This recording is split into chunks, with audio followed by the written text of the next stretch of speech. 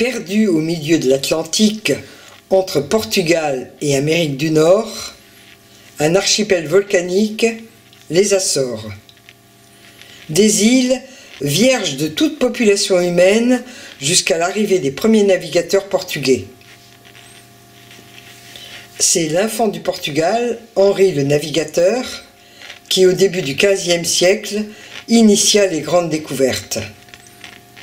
Il lança des expéditions pour essayer de trouver une voie maritime directe entre l'Europe et les Indes, et arma les premières caravelles qui découvrirent Madère en 1415, puis les Açores en 1427.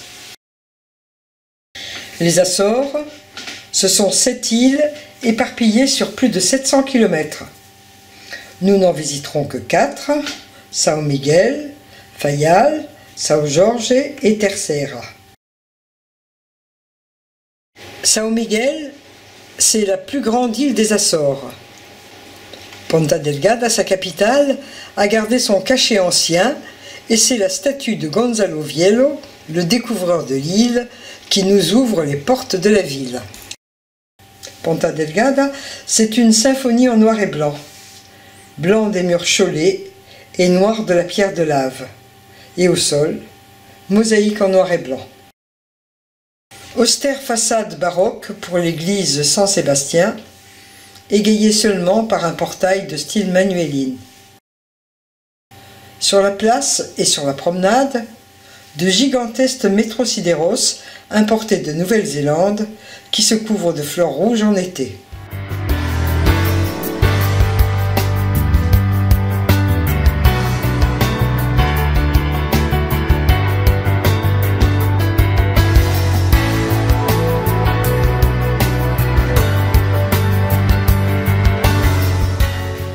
Sete Cidades, la carte postale des Açores.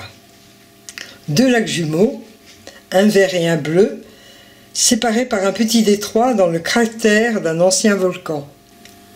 Verts pâturages et forêts sur les flancs abrupts nous font oublier que c'est une terrible éruption volcanique qui, en 1440, a façonné ce paysage.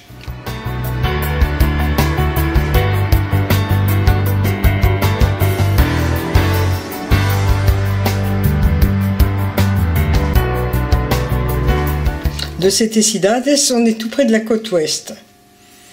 On va voir les vaches et les azalées à 600 mètres d'altitude et on plonge dans l'océan.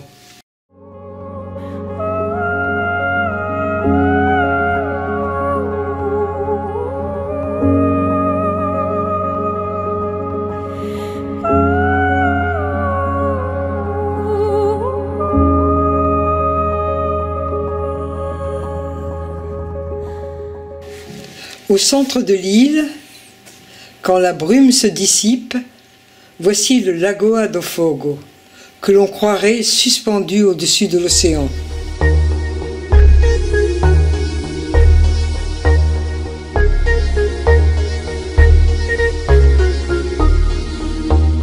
En descendant vers la côte nord, une jungle luxuriante et des gens en maillot de bain. Nous sommes aux sources chaudes de Caldeira Vieja.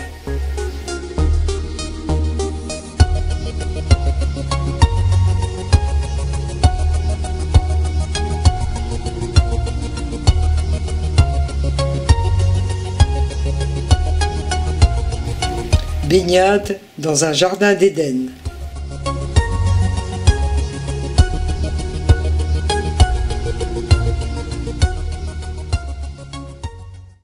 Ribeira Grande, une ville du XVIe siècle.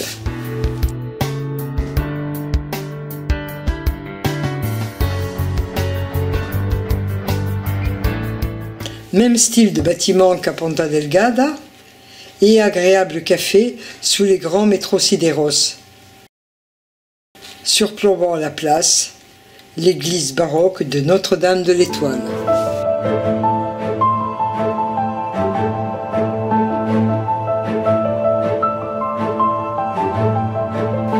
Marche dans la forêt pour découvrir un petit bijou, le Lagoa de Congro.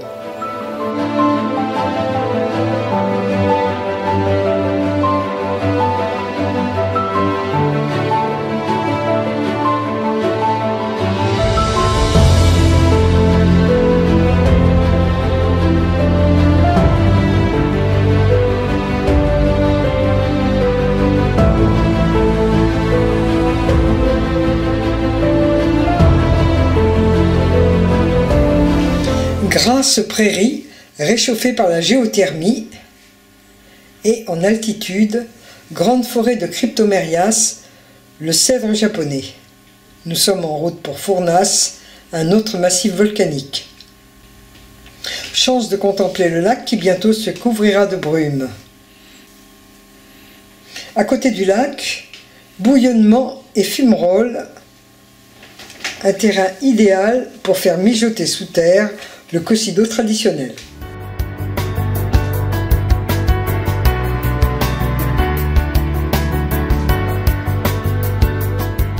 Et ça bouillonne et ça fume jusqu'au milieu de Fournas, station thermale réputée. Merveille des merveilles, le parc Terra Nostra.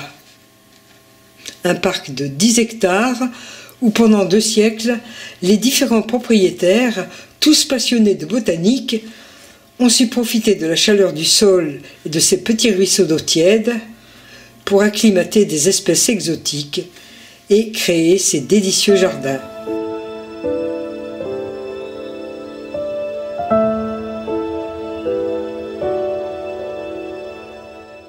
Devant la belle demeure du XVIIIe siècle, un grand bassin d'eau ferrugineuse et, à 38 degrés, la baignade est un vrai bonheur.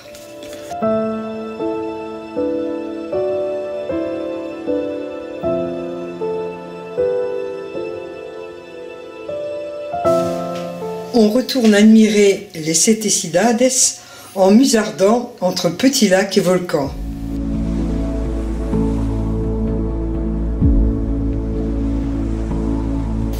Des volcans, il y en a paraît-il 280 qui ont poussé autour du pic das Cegas.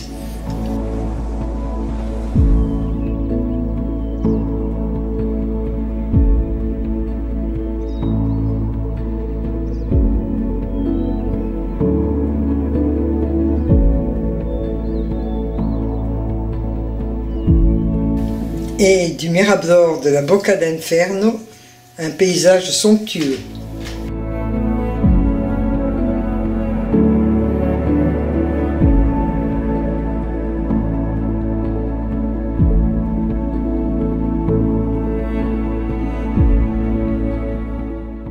Et maintenant, on s'envole pour Fayal, berceau de la météo. L'anticyclone des Açores, c'est lui qui apporte le beau temps en Europe. Et c'est en 1881 qu'un câble sous-marin reliant Fayal à Lisbonne a permis l'acheminement des premières prévisions météo. Bien protégé par 2 petits volcans, Horta est un port sûr. Une étape mythique pour les navigateurs à la voile dans leur périple autour du monde. Une légende dit que tout navigateur doit laisser ici une trace de son passage et que ces peintures sont un remerciement à la mer pour la traversée accomplie et une demande de clémence pour les navigations futures.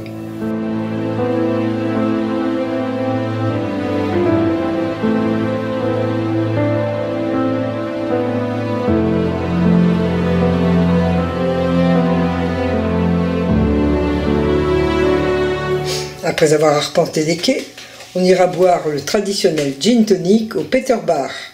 Rendez-vous chaleureux des marins au long cours.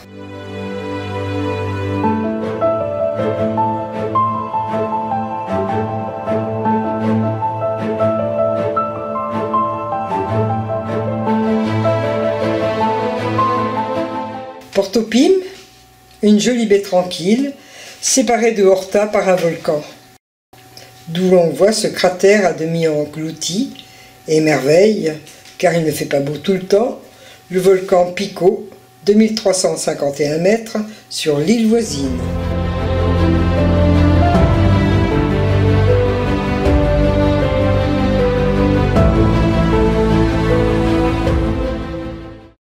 Près d'Horta, notre maison est très mignonne, et Lucia, notre hôtesse, nous régale des œufs de ses poules et de ses bons gâteaux. Fayal n'est pas bien grande, 21 km sur 14, et sa grimpe dure pour arriver à la Caldeira, le volcan qui à 1000 mètres d'altitude occupe le centre de l'île. La Caldeira, c'est un cratère plutôt abrupt, 400 mètres de fond, 2000 mètres de diamètre, dont nous ferons le tour par un sentier escarpé. Au fond du cratère, une sorte d'étang et un petit cône strombolien. Une chaîne de petits volcans descend à l'ouest jusqu'à la mer. Marche à la découverte du Cabeço de Fonte.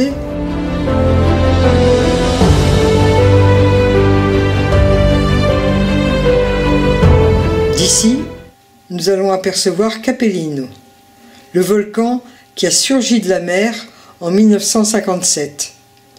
C'est un monstre de cendres et de scories qui écrase de sa masse l'ancien phare, et autour de lui, tout est désolation.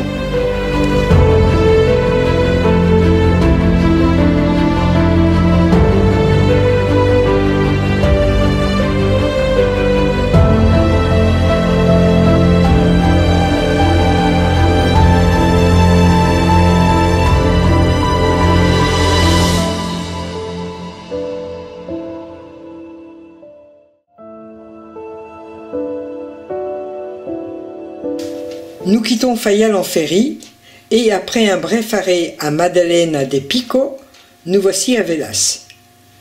Un port minuscule, adossé comme Horta à un ancien volcan. Une bourgade un peu endormie.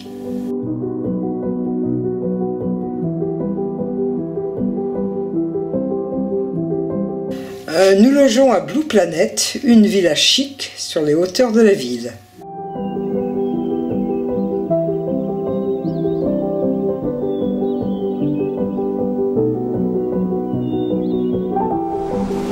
Et cette minuscule voiture sera parfaitement adaptée aux routes étroites et sinueuses qui plongent vers la mer. Car partout, l'île, 55 km/7, est cernée de falaises et de promontoires.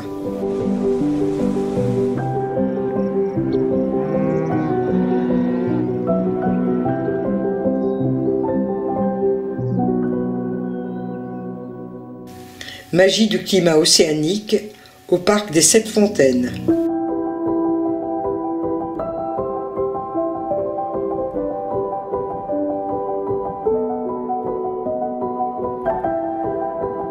Des escarpements vertigineux, mais parfois, au pied des falaises, 600 mètres plus bas, une faja, petite plateforme cultivable et habitée. Nous allons descendre en voiture à la Faja das Cubres et, seul accès à la Faja de Santo Cristo, ce chemin de terre de 8,5 km.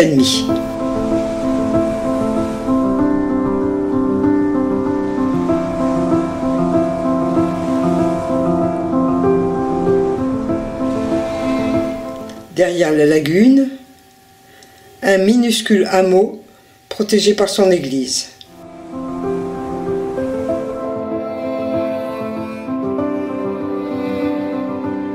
Et pour ces surfeurs, la joie d'avoir découvert le spot secret dont ils rêvaient.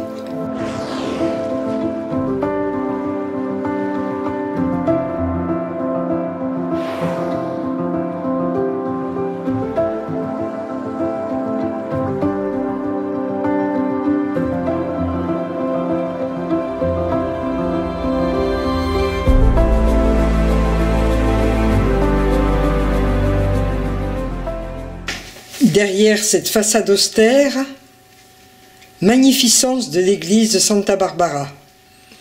Le baroque a horreur du vide et sculptures, dorures et peintures foisonnent pour la plus grande gloire de Dieu. Dans cette île très peu habitée, les vaches sont reines et le fromage de Saint-Georges est le meilleur des Açores.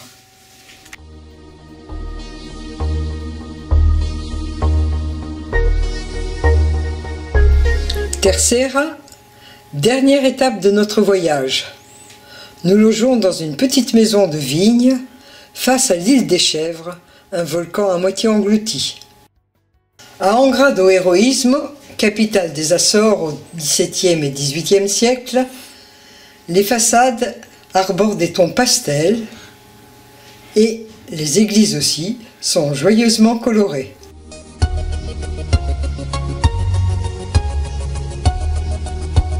Le port s'abrite derrière le Monte Brasil, une place forte qui rappelle le passé guerrier de la ville.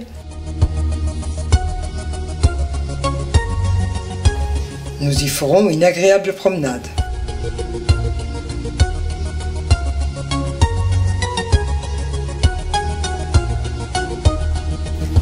Praia de la Victoria s'enorgueillit aussi de belles églises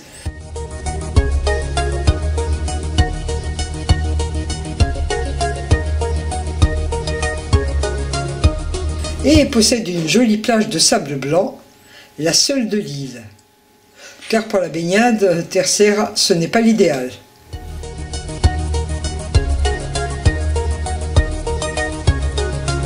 Voici ce que l'on appelle ici piscine, très peu pour moi.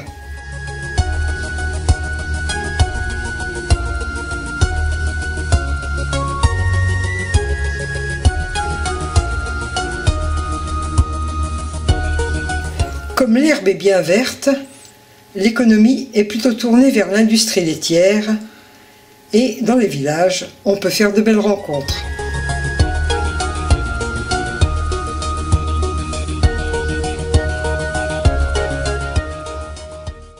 À Terceira, le volcanisme s'enveloppe de mystère. Sur des hautes terres que l'on croirait écossaises, d'étranges fumées se mêlent à la brume et s'échappent du goût.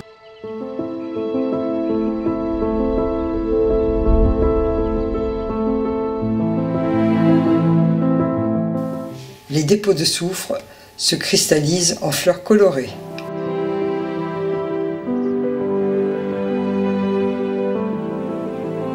Pas très loin de là, à l'Algarve au Carvao, un puits mousseux de 45 mètres de haut. Nous descendons dans la cheminée d'un volcan. Un petit lac bucolique, mais pas de pique-nique, il pleut. Nous nous abriterons dans la Grotta do Natal, un tunnel de lave de 700 mètres de long, casque obligatoire.